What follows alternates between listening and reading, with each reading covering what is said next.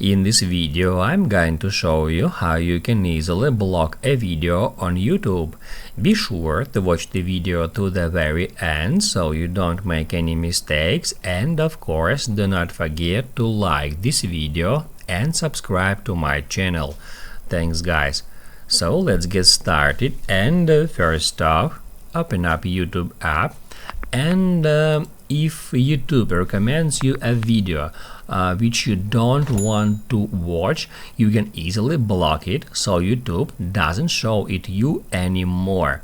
Let's say I don't want to see that particular video at my YouTube homepage and I want to block it or hide it.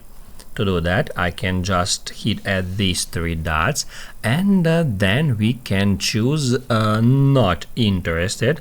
In this case, YouTube will hide that video from you, and also that particular type of content will be marked as not interested, and you will get less that content in your recommendations. However, there is one more option which is called do not recommend channel. You can just select that option to hide all the videos from that particular channel from your recommendations. That's how you can easily block a video on YouTube.